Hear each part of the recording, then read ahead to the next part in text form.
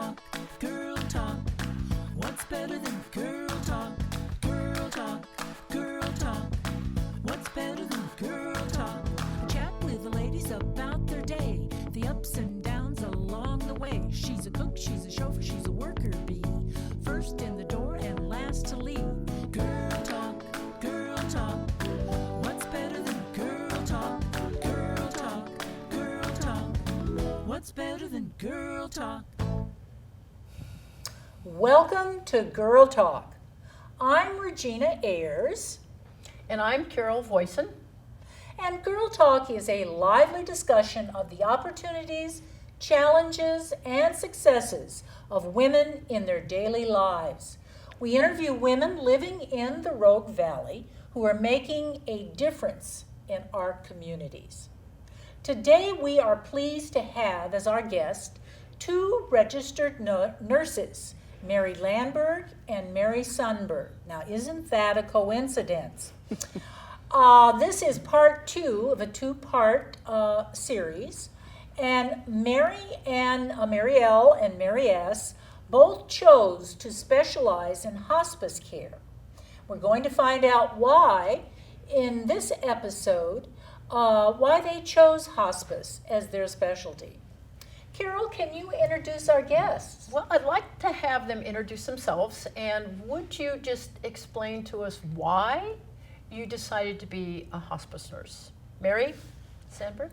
Okay, I'm Mary Sundberg, and I decided to become a hospice nurse because I was also an oncology nurse, and I saw how families dealt with death, how patients faced it, and how doctors' attitudes affected it. And I wanted to be part of change, and I wanted to be part of helping people at the end of life. And that's why I decided that hospice was where I needed to be. Okay, thank you. Mary Landberg?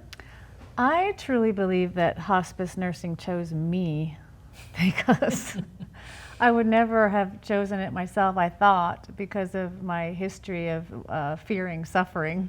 And so when I was in nursing school in my early 40s, I did a rotation in hospice. And that very first day in that rotation, when I went out with one of the nurses, Vicky, who's still there, and we went to a family's home, and this gentleman died right before my eyes. And it was just such an honor to be in that moment when he took his last breath. It's like we come into the world in a certain moment and we leave the world in a certain moment, and all those moments in between, and I was there for that. I just thought it was just absolutely fantastic. After I graduated, went to cardiac nursing because that's what my master's degree is in. You know, that's where I was supposed to go, right? And a year and a half later, I got a tumor in my foot, a nerve tumor, and I couldn't do the 12-hour shifts in the hospital. And so there was a on-call, non-benefited position in hospice, and I just grabbed it knowing that that's where I needed to be. Wow. And that was 12 years ago. Wow, nice. Yeah. So you mentioned rotation. So is that required in the training program that all nurses to get their certification must rotate through hospice? Hospice was a choice. They could go through oncology or you have to go through general hospital, psychiatric, labor and delivery, all the different major areas, and then there are some room for choice. And that's what I chose. And hospice is a choice then, Right. not a requirement. Right. It should be a requirement. It seems to me it should be. Yeah. As our population is aging, Yeah. I mean, more and more people are going to be at the end of their life. 100% chance. Well, that's true. But the volume is accelerating because of the baby boomers. Exactly. Yeah. Absolutely. Yeah. And hospice offers you a very intimate experience with the patient and the family. And I remember when I was nursing, we had a delightful little nurse, or she wasn't a nurse, she was a nun, by the name of Thomas Marie, and she was a chaplain for our hospice chapter.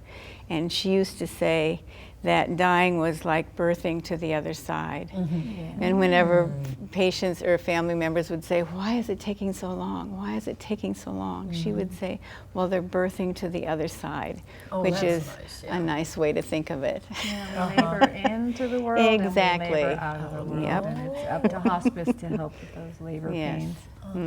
So, Interesting. what can each of you who are healthy and thriving tell us about life based on your experience of working with people who are dying and then who die? So, what can you tell us about life, given your experience of seeing so many persons pass away? Well, the two things that come to mind is that it's all temporary. Our whole life is temporary. Everything is impermanent, you know, and that we have to live fully while we're alive, because at any moment, any of us could get that pain right there, and then you go to the doctor and they say, well, I'm sorry, but you have stage 4 liver cancer. And so the biggest regret, some of the biggest regrets from families and patients is that they didn't live their life fully. They always had the intention to go out and play and adventure, and they also say that they didn't take the time to create happy memories with the people that they love. So in my life, it's all about living fully, living uninhibitedly, and spending as much time with my family and loved ones and creating beautiful memories for them for when I go. Well, let's see. You've heard the old cliche that when you're on your deathbed, you don't think about how much money you've made, you think about the friends that you've had. And that is true, because just like you say, you could walk out in front of the proverbial bus and that would be the end of it. So you have to decide during your living part of your life, what is important to me? Like for me, moving here was my grandchildren. And that's what you focus on. That's what, I mean, if you garden, then you garden. You know, you try to put as much living in your daily, day-to-day activities as you can, because you see these examples where I had one patient who, she was estranged from her family, she had breast cancer. She did very well in the business world. I think she was in her early 50s. She was very high up in the company. She ignored her family. She actually ignored her own health. So by the time she got into the doctor, she had stage 4 breast cancer. And she had one friend.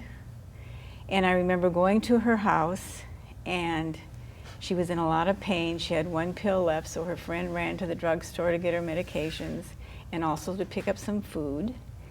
And she laid down in that bed and asked me if I would refresh her water pitcher. I went to the kitchen to refresh her water pitcher, and by the time I got back, she had passed away. I was just shocked. I thought, this can't be. I checked her, but she had died. And she lived in a beautiful house. She had all of this, but she had nothing at the end.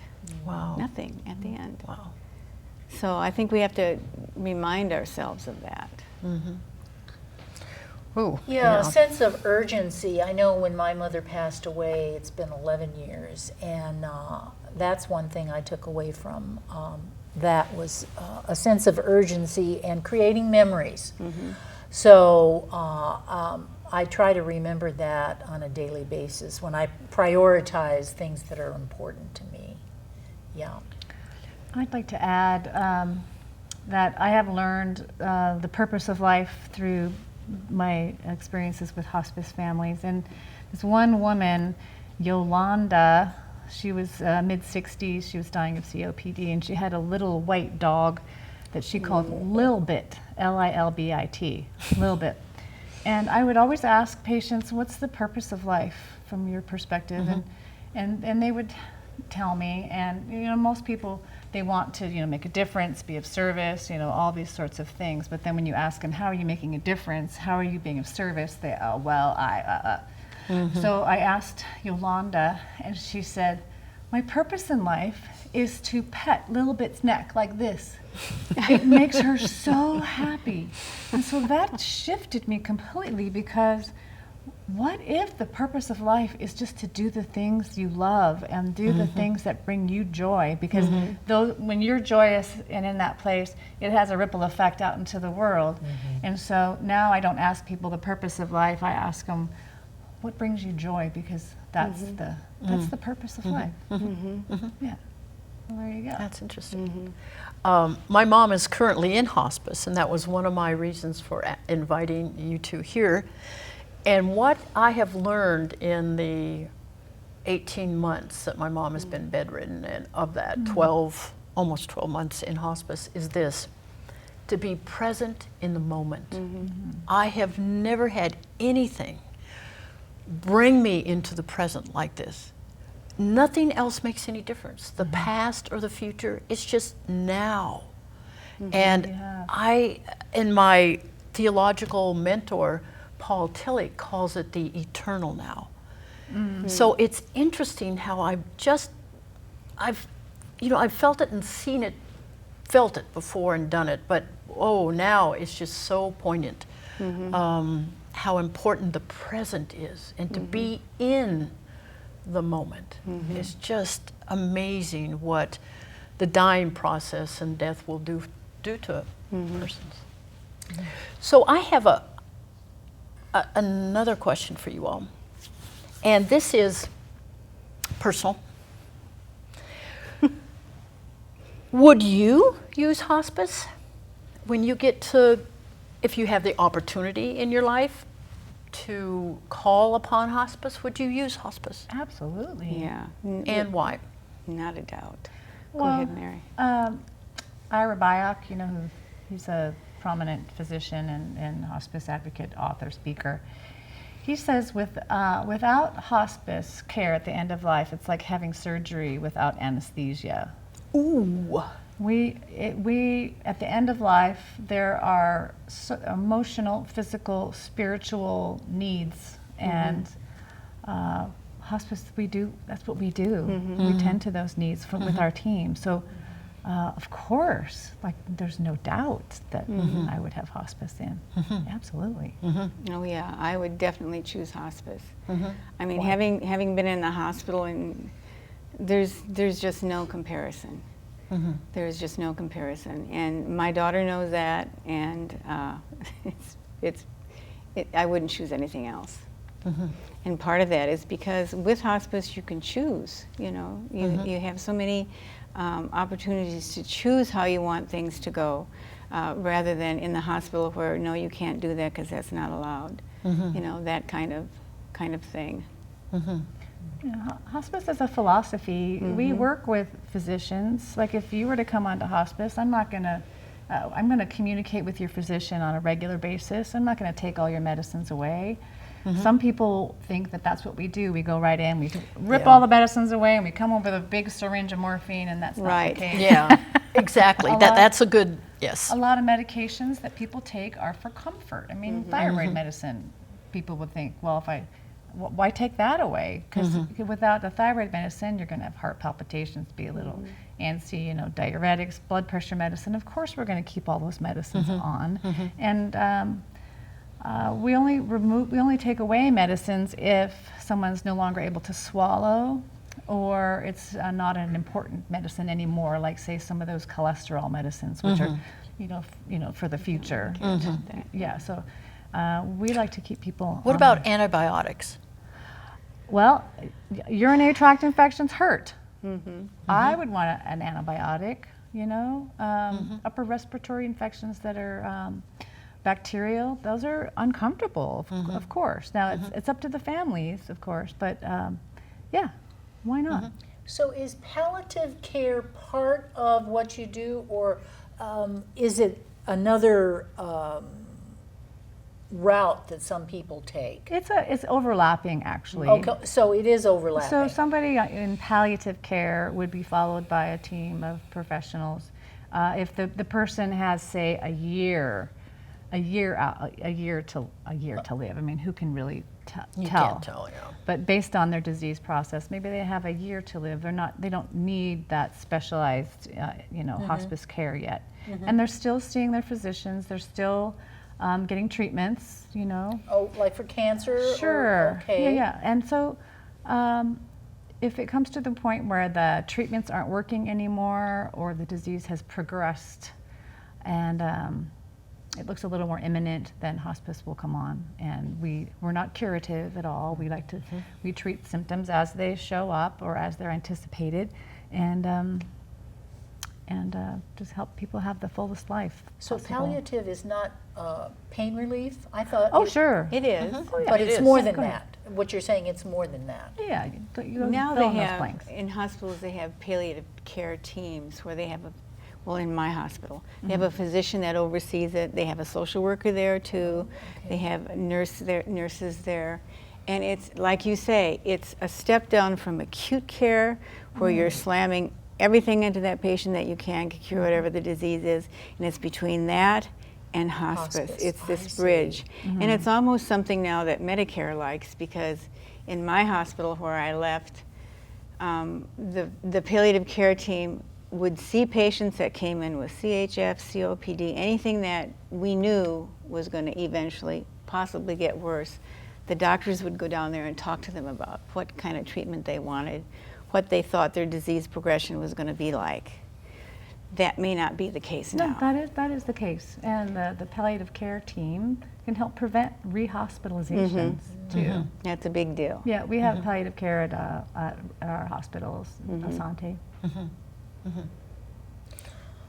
Go ahead. Death with dignity. Now, some people make that choice, but that would be in conjunction with, let's say that would be in conjunction with hospice. They've been in hospice for 6 months and they say, I really would like to end my life. How do you work with that decision? Well, it's not in conjunction at all. It's completely separate. Okay. Yeah. So if a person has a terminal illness and they want to end their life that way, we can provide them with the information they need, but we don't facilitate any of the steps that they take. Right. They get the prescription from their doctor. They get it filled. It sits in their cabinet for 4 months, and then they decide to use it or not. And most people don't use it. Yeah. So Yeah. it's something that's a safeguard. I can see where I might want to do that, just to have it there in case I make that. There's a bit of a process to get that Yes. medicine. yeah, That's a two huge doctors. process, You yeah. need 2 doctors to say that you're terminal. Within a couple of weeks apart, and there's some things that have to be in writing. And psychological. Well, they should be competent, making it a competent decision. Yeah. And Isn't there a group in Oregon that facilitates that? yeah, I forget their name. End of life choices, Oregon. It was death with dignity, not end of life choices. Okay. Right. Yeah. I think that's it. Yeah, we don't see it very often. Yeah, I've known a person that made that decision, and it's interesting. Yeah, that's a big decision. That's a It's very one you big can't take decision. back. No. Exactly.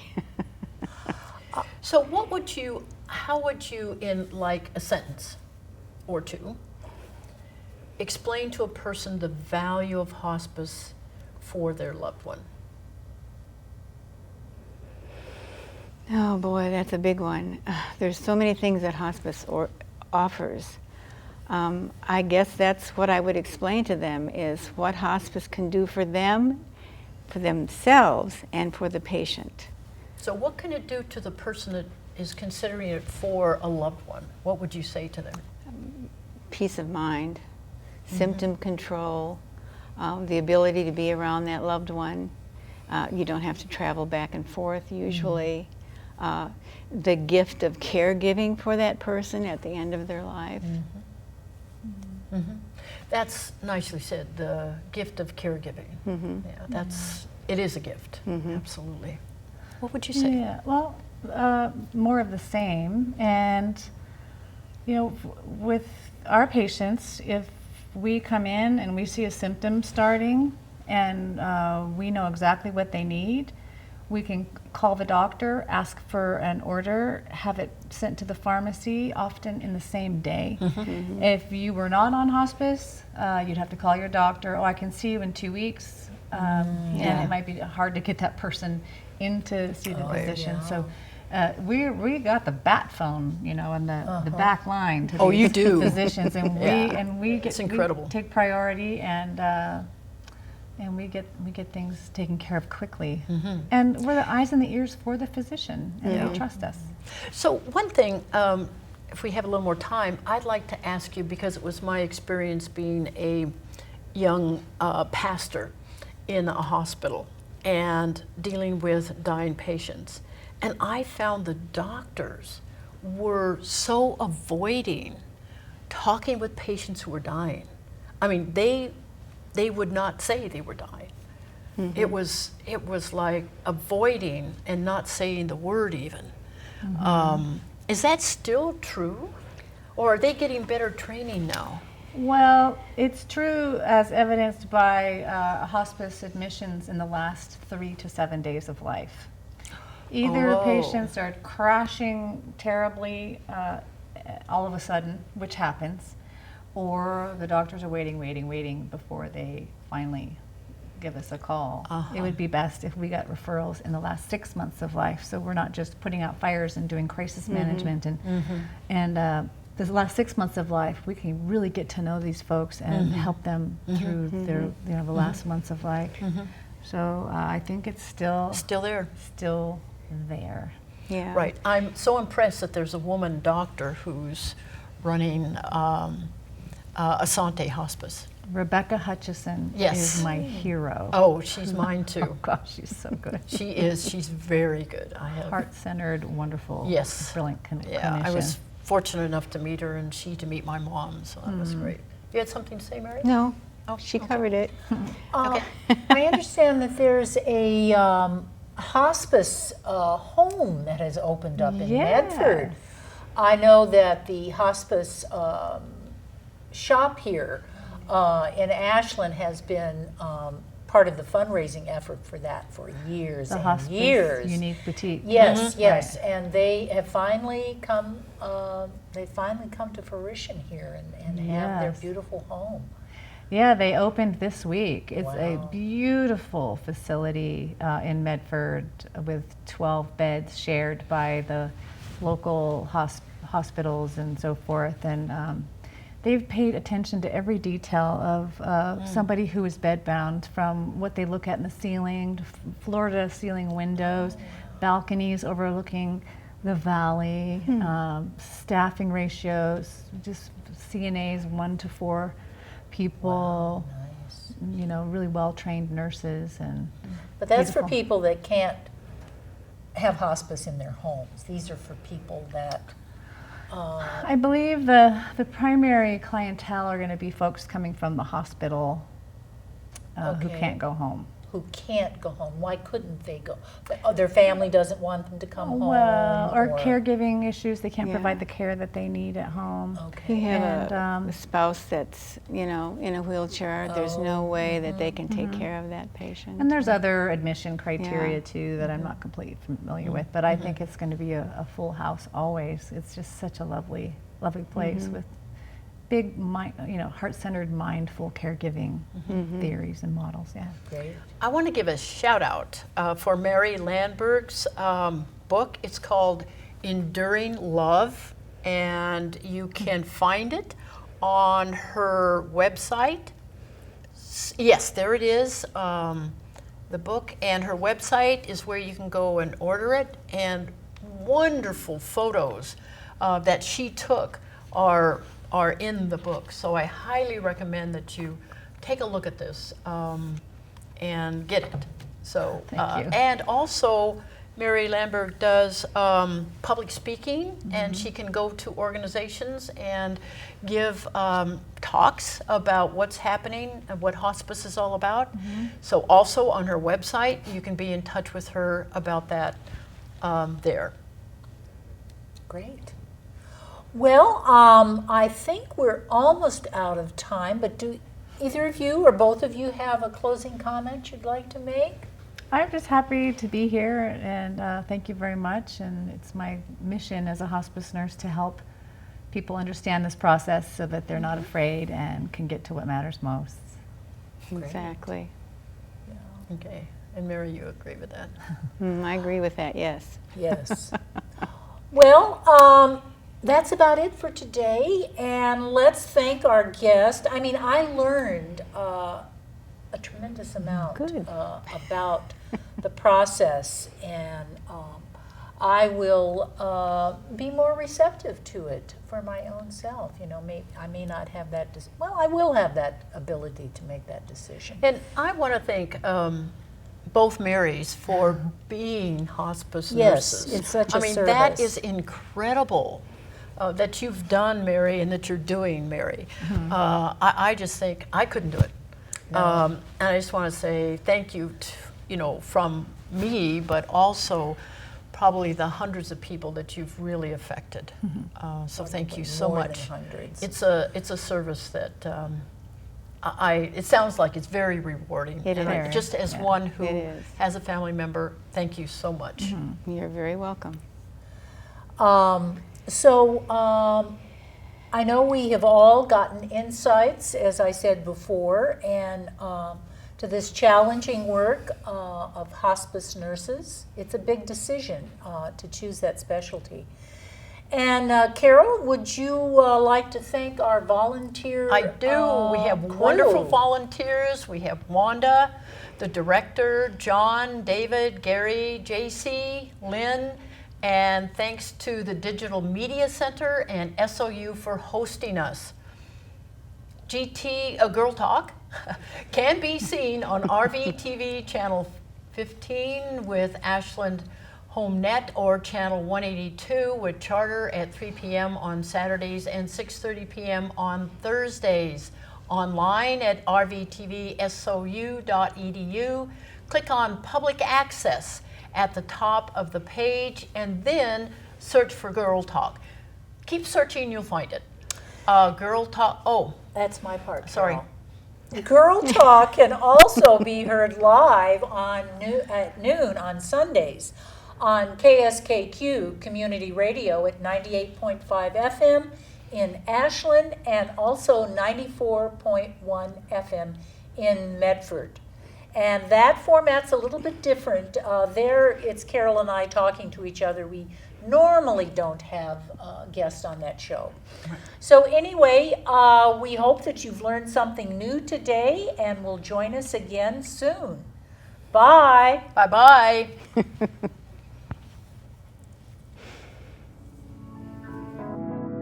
Girl talk, girl talk. What's better than girl talk? Girl talk, girl talk. What's better than girl talk? Chat with the ladies about their day, the ups and downs along the way. She's a cook, she's a chauffeur, she's a worker bee. First in the door and last to leave. Makes way less than the guy next door. She knows she's worth